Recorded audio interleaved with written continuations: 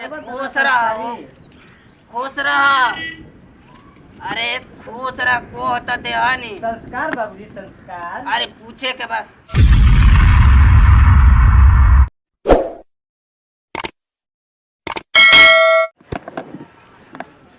चलो बच्चों जल्दी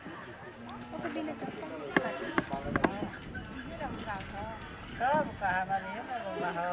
बाहर का के कोई हो देखो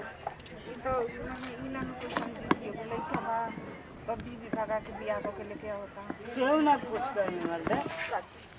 ये बताइए कि रोज घर में के बाद बाबू बालो तो बाबूजी तो जानते बने नहीं थी ना नहीं कोनो बात नहीं थी हमनी के बांध ना एगो हम हो गई एगो रउआ एगो बबुआ आ बाबूजी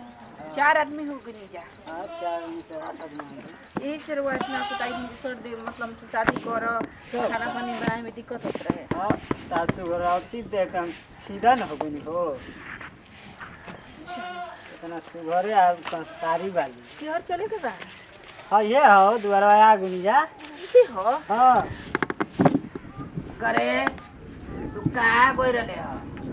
बाबू घूमे न गोरी हां इतई में इतई में गोई रहे हो? हां हम खोज तनी 3-4 दिन से कि कहाँ गोइल बा। फोन ना कर जाला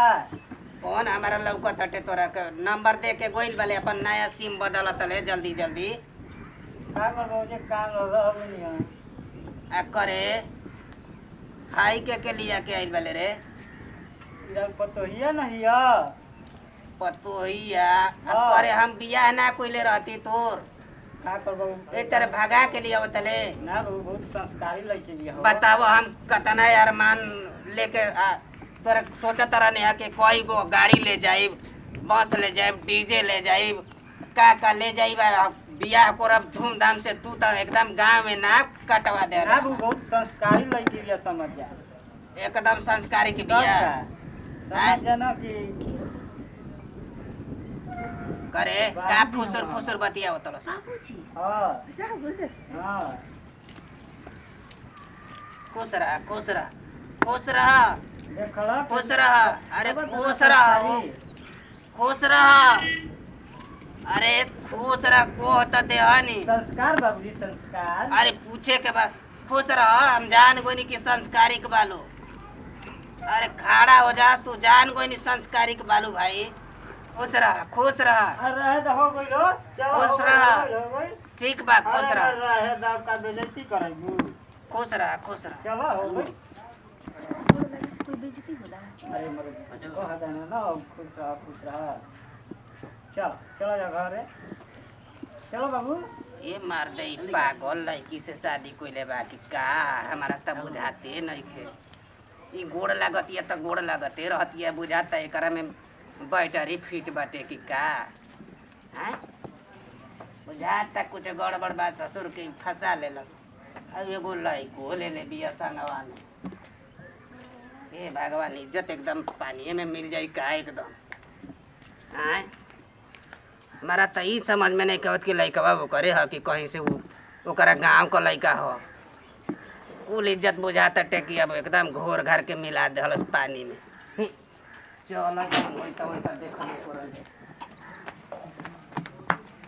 इतना संस्कारी के मिल गई पतो कि अब हम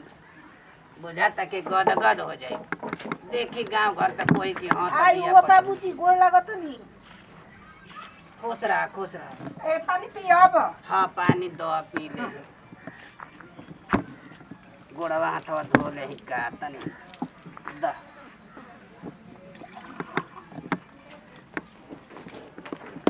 बाबूजी घर बाहर रहने के सर बाहर दनी हाँ ली रहे दे अब ना और ली आ बाबूजी पानी ना पियब अच्छा द को हतलू त तन की पिए ले तनी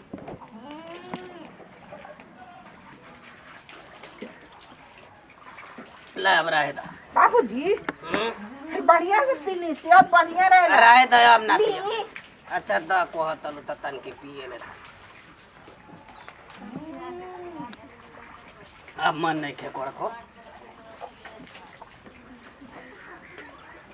ला बाबूजी आए औरी पीली अरे अब ना पिए हो औरी ली अच्छा द को हतन त यो के पी ले ई बाकी पतो हमारे एकदम संस्कारी केतना ध्यान रखती हमके पानी बढ़िया से पियोती चल हो पी लेता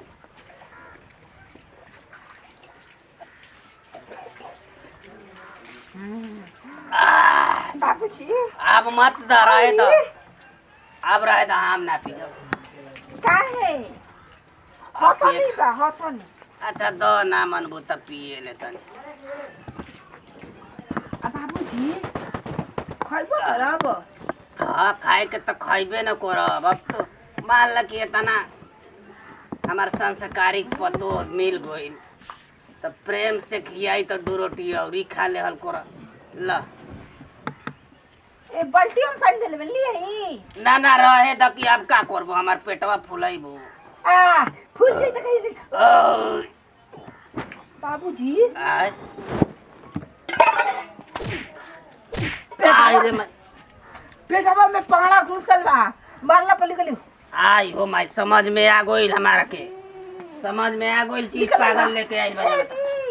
ए आई आई बाबूजी के पेटवा में ना पाड़ा हमार बा आई अरे ई कैसन लेके आई वाले पतो रे जान ले ले ई आई रुकी आई रे बाबूजी आई अरे आई रे बाबूजी बोला था चली अरे आई ढेकार आइला तो को हतिया घुसल बाटे मुहा मेरे माई